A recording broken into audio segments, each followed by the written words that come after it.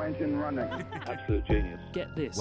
Welcome. This is the show where we bring you Science. What that essentially means is discoveries, Advances. Questions. Research. technology. Unbelievable. Without further ado, This is The Naked Scientists. Hello, welcome to The Naked Scientists podcast. This is the programme that brings you the biggest breakthroughs and talks to the major movers and shakers in the worlds of science, technology and medicine. With me, Chris Smith. Coming up, a UK malaria trial that's going to see people deliberately infected with the parasite. But why? And what's this going to reveal? Also, why it's not just yawning that's contagious, urination is as well, at least among chimpanzees, and we'll hear how scientists flush that one out. And we look at ways that the aviation industry might be able to cut down its carbon footprint. From Cambridge University's Institute of Continuing Education, this is The Naked Scientists.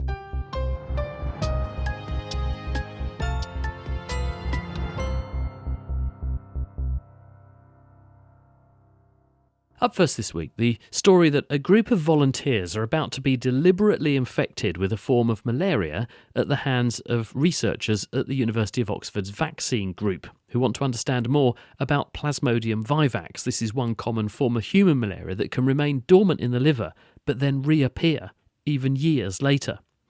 To explain what they're trying to do and how, here's Andrew Duncan, who's the doctor leading the trial.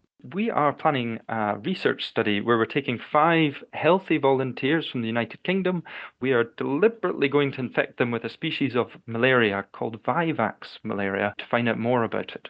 Lots and lots of people, particularly people in the sort of Far East, Southeast Asia, they catch this naturally, don't they? So why do you need to infect even more people with it?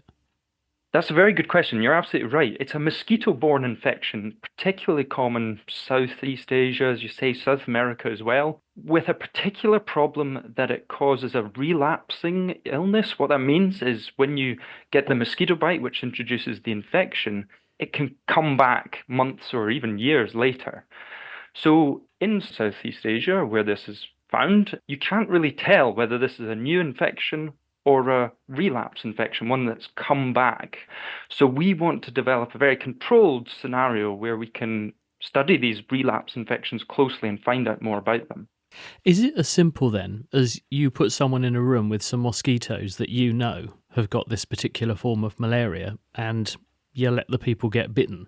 In a nutshell, yes. It has to be slightly more controlled than that. It's not a room with lots of mosquitoes whizzing around. We actually contain them in a box that's got netting on it and ask the volunteers to place their arm on the netting so that we can see that the mosquitoes are biting the surface of the skin.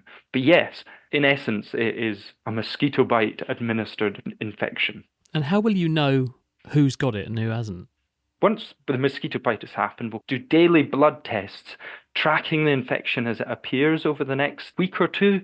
And what's great is that on our fancy blood test called a qPCR test, we can often detect the infection before people even develop some of the malaria symptoms that you might be familiar with, like fever, muscle aches, headache. We can treat people with a tablet to get rid of the active infection, but deliberately leave the dormant form of the parasite that stays in it. It's actually hiding in the liver. And that's the bit that these sleeping parasites can reawaken in the months following to cause a relapse infection, one that comes back. Is that the follow-up aspect of the study then? So having made sure that people are not going to get acute, really severe malaria, you nevertheless let them develop the dormant phase and then follow that up, because that's the one you're interested in. How does that happen? Why does it happen? When does it happen?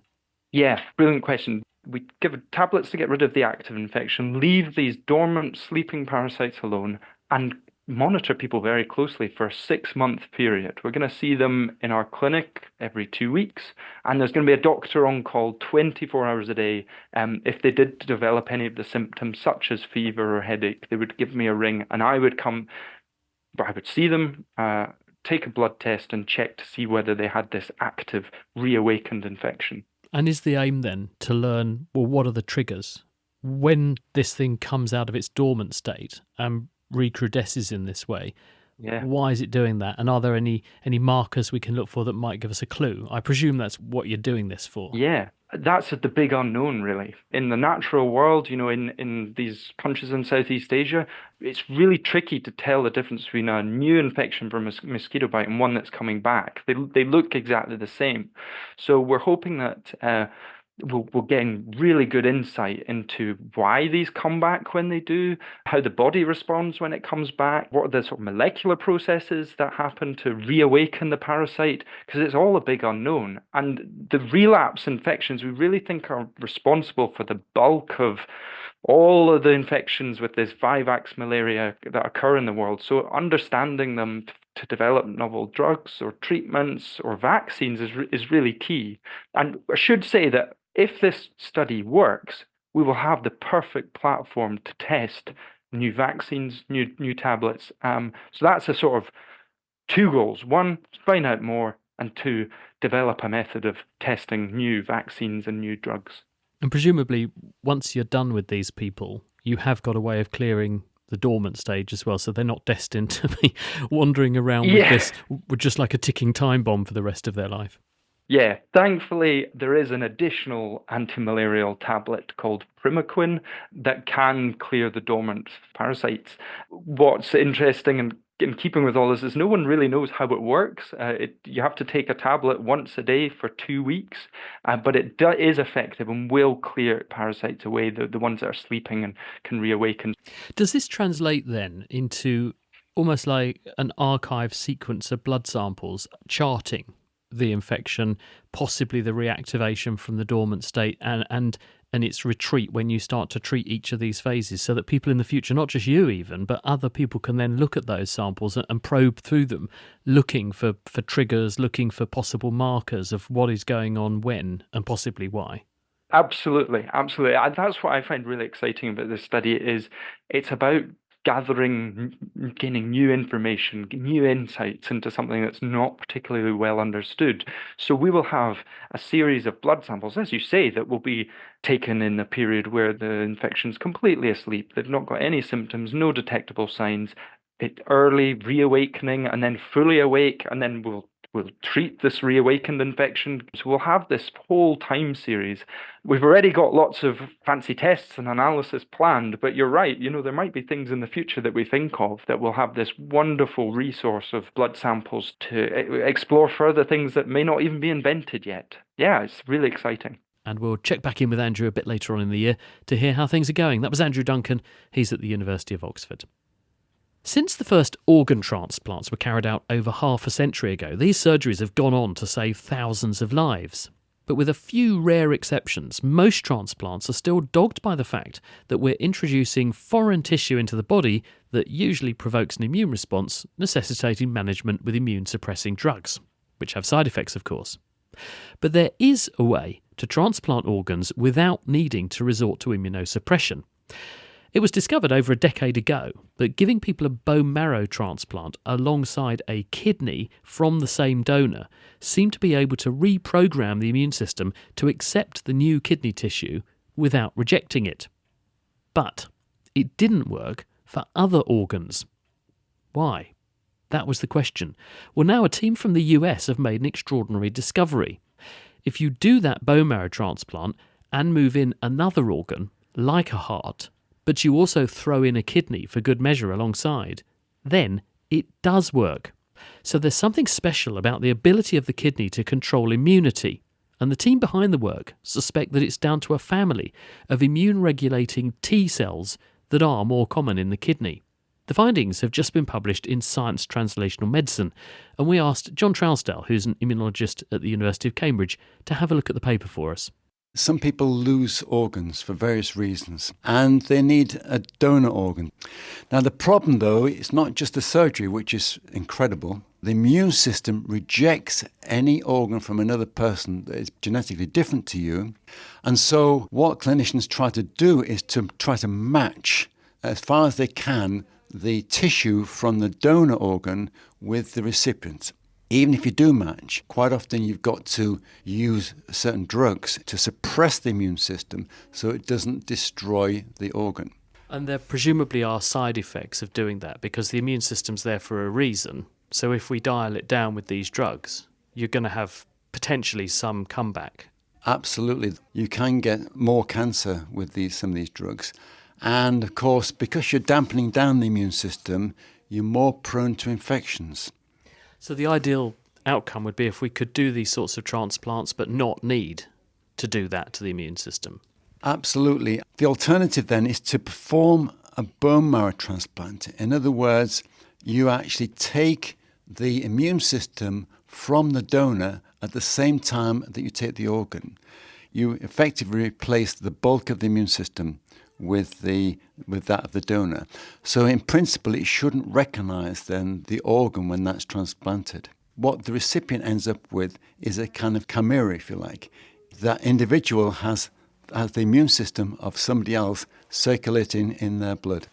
And will this work for any organ? Well, this is the key to this paper because they tried with the heart and they said, hold on a minute, we can do it for the kidney, but the heart gets rejected. Now, why is that?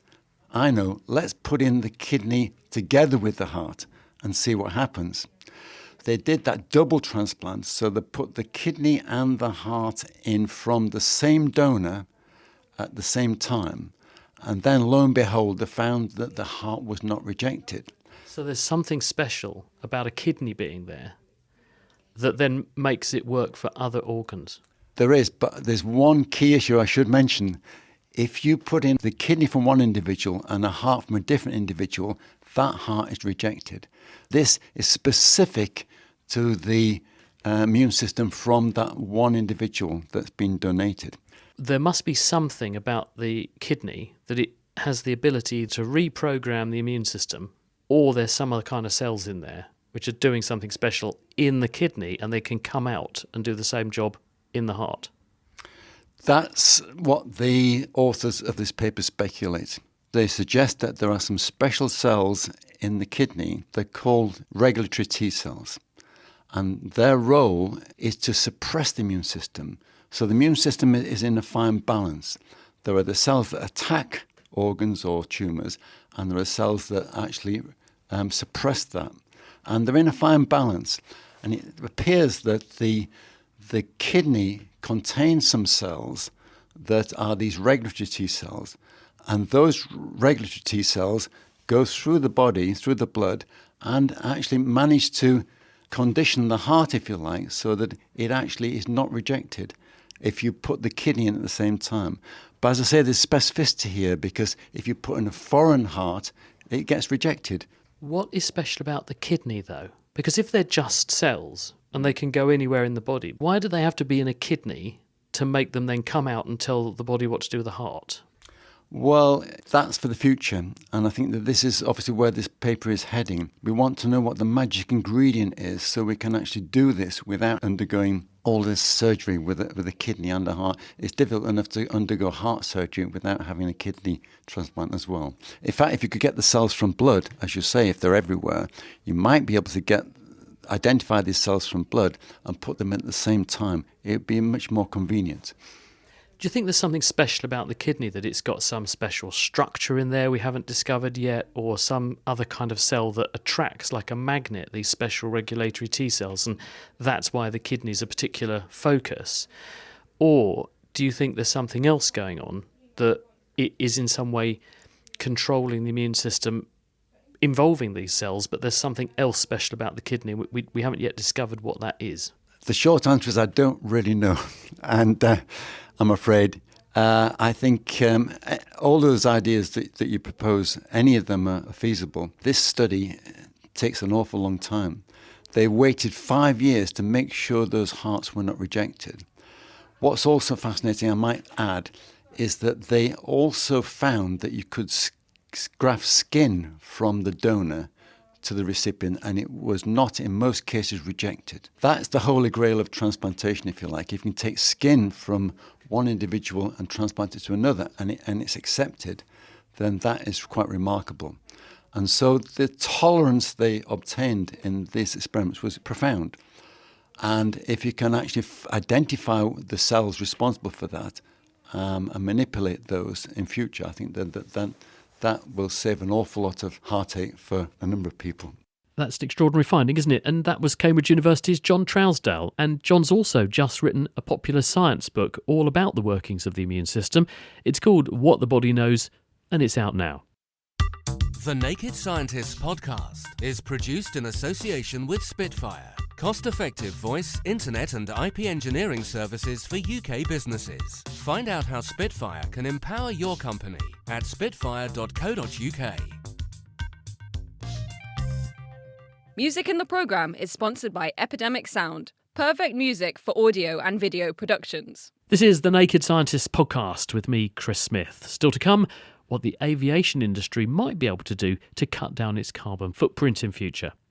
But first, we're heading to Japan, where researchers have discovered a chimpanzee's toilet routine is aped by others. The phenomenon is called contagious urination, and it's been described in the journal Current Biology. Here's Ina Onishi, who's at Kyoto University. We studied contagious urination in captive chimpanzees.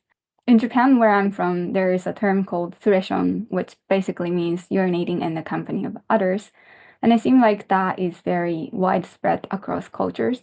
So we developed research questions from those moments when we saw chimpanzees urinating together. This is a bit like one person gets up and says, I'm off for a wee, and then someone else says, oh yeah, I'll come too. It's that sort of one person does it and then others follow suit. We first thought of suration, which is exactly what you mentioned, but actually the behavior itself is a lot more like contagious yawning, for example. When one urinates, another follows, but we don't know if that was intentional or not. Where did you do the observations? What animals were you watching? So we did observation in Kumamoto Sanctuary of Kyoto University, where I'm based at, and I observed 20 chimpanzees. So do you think the fact that they're in an artificial setting might have influenced this, or do you think this is a realistic representation of what is happening in the wild as well? There are some limitations about the captivity. For example, our study group had 4 groups of 5 individuals. The group composition isn't exactly like what it is in the wild setting because it's much smaller group, obviously. But thinking that this behavior of contagious urination isn't something learned or something strategic, we think it's more of a natural thing that can happen without any intentional purposes. So we are pretty sure that it happens in the wild as well. What actually happens then? What were the observations? You get one chimp wheeze and then everyone piles in and joins in. Is that how it works? Just watching chimpanzees and recording all the urination. And I also recorded their instant proximity, like the distance between each other, and analyzed if the chimpanzees in close proximities were more likely to follow the urination. Do they go to a place to urinate, or does one of them have a wee wherever they're standing and anyone who can see them then copies? Or do they get together in a group and wee in one place? Usually chimpanzees don't go for a specific location for the urination, but I do see a tendency that they don't want to wet themselves with urine. So they might change their positions or they might move slightly so that they can go to the edge of something and then urinate from the top. But usually they just urinate wherever they are. Chimpanzees, a bit like us, have a really important social structure and a hierarchy, don't they? They have one who tends to be in charge and then there are underlings. So does it matter who urinates first and therefore who copies who? Or does it spread from anyone who starts urinating and then everyone follows suit? At least in our study, we did not find specific social traits of the initiator. But what we found is for lower ranking individuals, they were more likely to follow anyone's urination. The big question then is why they do this. Now, with yawning, which you've already mentioned, we hypothesize that this is all about staying awake. And if you've got one person feeling sleepy and they yawn, it makes sense to make everyone yawn and arouse themselves so that no one falls asleep. Why would contagious weeing happen? Why do this? Honestly, we don't have like a single answer to it, but there are a couple interesting possibilities that might be useful. One idea is it could be useful for state matching of the group, and state matching is like a term used for syncing up the internal states of individuals. And if they can achieve this through contagious urination, it could promote our maybe shared readiness for collective movements or just share physiological alignments so that they make group activities much smoother. And another possibility is that it could be something that's similar to chameleon effects, for example, where copying someone else's behavior helps strengthening social bonding. I don't have any data for it, but still, we do think that it's more widespread. It's not just captive chimpanzee behavior, but it can probably see in other apes as well, or even more primates or other mammals. And I understand, it's a pretty big day for you in terms of submission of your thesis. Oh, yes. I just submitted mine and hopefully it goes well. This study is one of the main chapter of my thesis. So hopefully with a paper in one of the world's best biology journals, you should be in a good position to get your PhD. Thank you so much. But what I forgot to ask Anna Onishi is what happens if someone yawns while they are contagiously urinating? Does that end up contagious too? She's at Kyoto University. For those of us in the Northern Hemisphere, January is often a time when we begin to think seriously about booking a holiday somewhere warmer. But for the more environmentally conscious of us, deciding whether to fly can be a factor. Not only is it hugely expensive, it also carries a big carbon footprint. But UCL's Mark Maslin has been considering ways, in an article in The Conversation this week, that the industry might be able to improve on its carbon credentials. The aviation industry emits about 3% of global greenhouse gases. That's huge, but if you consider that concrete manufacturing is about 6%, and actually 6% of oil production is actually used for manufacturing of plastics. How does that compare, Mark, with, say, a data centre, the internet as a whole? Because we've got a huge investment and a big drive to use more AI and that sort of technology. That's incredibly processor hungry. So how does the internet stack up against aviation? The big difficulty here is that you can have a data center or data centers which are using huge amounts of electricity, but many companies are using renewable energy to make sure that they feed those hungry systems. So therefore, you can have data centers that don't emit greenhouse gases, or not very much. Whereas the aviation industry, we really do not have an alternative to aviation fuel or kerosene.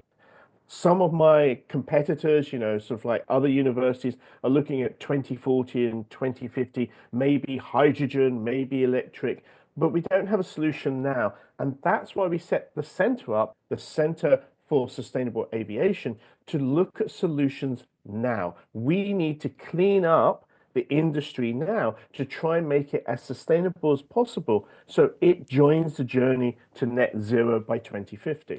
There are so many things that we can do, from engine manufacturing to building sustainable airports, all the way through to the passenger experience, to how we actually fly the planes, all of which can contribute to reducing the amount of emissions that the industry produces.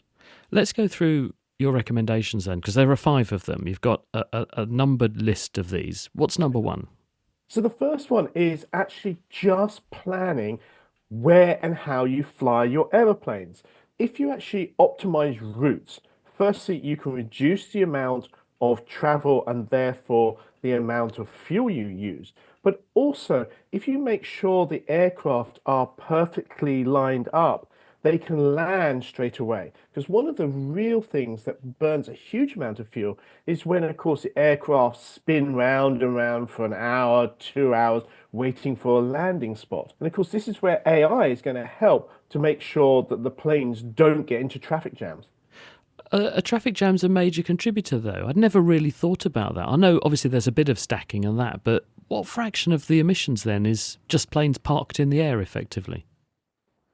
Well, unfortunately, we really don't know because that sort of data isn't available. And this is why we are working very closely with the aviation industry and we're working with a very large number of airlines to say, look, give us your data, we'll find out. So you can then say, look, we have saved this amount.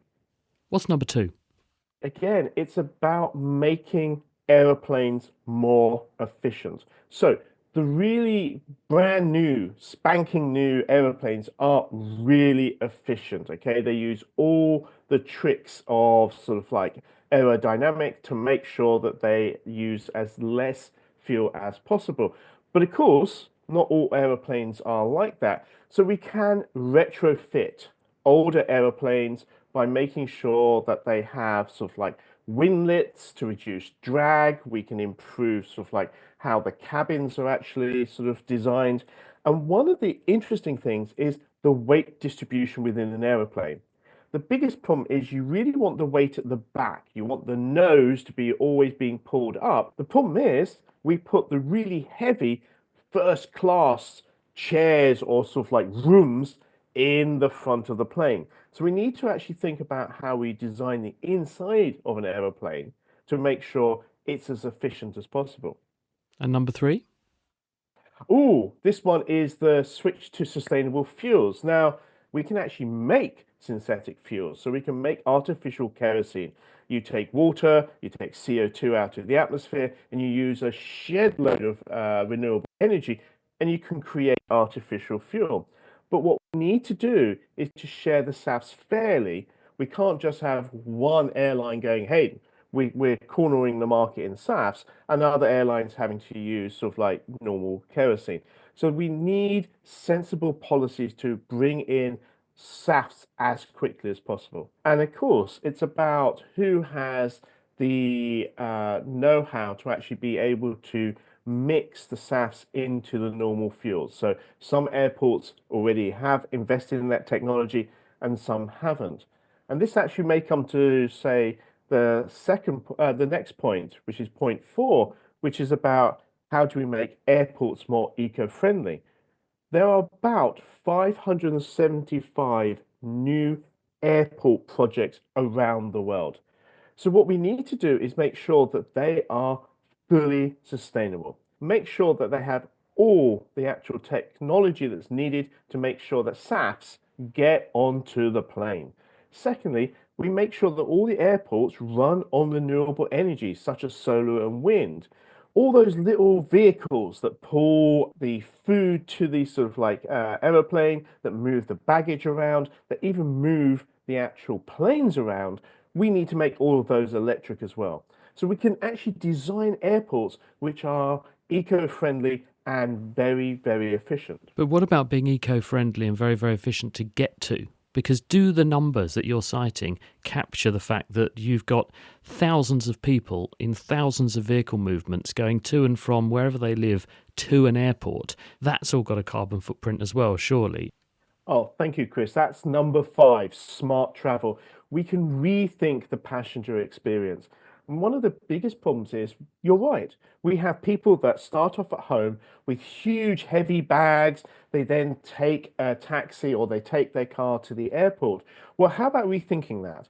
How about we have electric vans that go around for each flight and pick up all of the baggage and efficiently take it to the airport? So all you have to do is take your hand luggage, get onto public transport, which hopefully is electric, and you get to the airport. We can also start thinking about, do you need to take your skis? Do you need to take your surfboard? Do you need to take the golf clubs with you? Do you need to take all of your toiletries and all the heavy stuff that you always have to take with you? Why not have those at the destination? So therefore people can pack a lot lighter. You probably have gone on those cut price airlines where they go, right, if you take a bag, that's going to be an extra $40 or £40. They're already trying to force passengers to think about weight. Thanks, Mark. Mark Maslin there from UCL. Well, now it's time for Question of the Week, and James Titko is chewing over this medical mystery from our listener George. Hi there. Thank you very much for taking my question. I really, really appreciate it. So I used to chew a lot of gum, probably on average over a pack a day. And a couple of years ago, I developed tinnitus, and I was told by a couple of doctors that nothing could be done about it. However, when I stopped chewing gum, my tinnitus completely stopped. It vanished about a month after I stopped chewing gum. Why might this be the case? Is there any association between tinnitus and potentially the strength of our jaw? Thanks for writing in, George. Tinnitus is a ringing, buzzing, or any other perceptible sound in the ears that lacks an identifiable external acoustic source. It's a condition that affects millions of people worldwide, ranging from mild and occasional episodes to severe and chronic cases that significantly impact daily life. It often shares one common feature. Its underlying cause or causes are complex and in many cases difficult to pinpoint. It could be related to hearing loss, prolonged exposure to loud noises, certain medications, and medical conditions like high blood pressure or head injuries. For a subset of people with tinnitus, however, their condition seems to be related to the somatosensory system. Here to tell us more is Malcolm Hilton, an ear, nose and throat doctor and Associate Professor of Extreme Medicine at the University of Exeter. Thanks, James. The somatosensory system is a part of the sensory nervous system. This complex network of neurons responds to changes at the surface of or inside the body. These changes can include movement, pressure, touch, temperature, or pain. Particularly relevant to somatosensory tinnitus, and it sounds like in George's case, is the temporomandibular joint, or TMJ. This is the hinge connecting the jaw to the base of the skull. Temporomandibular somatosensory information is transported to the brain by the same neural fibres as project to the central auditory system. This enables the somatosensory system to influence the auditory system by altering spontaneous rates or synchrony of firing among neurons. In this way, the somatosensory system is able to alter the pitch or loudness of tinnitus. In other words, George mentions his tinnitus becomes exacerbated by chewing a lot of gum, which might be straining his temporomandibular joint. Given the proximity of the part of the nervous system which deals with his jaw and some of the key parts involved with hearing, it's conceivable that this is what's leading to the somatosensory tinnitus. Indeed, there is research linking temporomandibular disorders with a high risk of tinnitus. It's a curious phenomenon, but very interesting to hear about a possible case with such clear-cut on-off symptoms like George described. There you have it, George. Thank you for getting in touch, and thanks to ear, nose and throat doctor Malcolm Hilton. Join us next time when we're looking forward to answering this question from Kevin. As I understand it, petrol is a fraction of crude oil. Can crude oil be refined without producing petrol? If crude oil cannot be refined without producing petrol, then what will happen to all the petrol when we all drive electric cars? Great question, Kevin, and we'll take a look at that for you next time. Meanwhile, if you at home have an answer to that or a question of your own you'd like us to dig into, why not send it in? It's easy to write to us, chris@thenakedscientist.com. You can also go onto our website at nakedscientist.com/forum. There's a question of the week section there where these and other questions are debated. You can also head over to our website to support us. There's a donate page at nakedscientist.com/donate, where either people are supporting us on a regular basis or just a one-off basis, and every little helps. We do rely very heavily on your contributions to keep this show on the road, so anything you can do to support the programme, if you enjoy what we do for you here every week, please do head over to nakedscientist.com/donate. It is really, really appreciated. The Naked Scientist comes to you from the University of Cambridge's Institute of Continuing Education. It's supported by Rolls-Royce. I'm Chris Smith. Thanks for listening, and until next time, goodbye.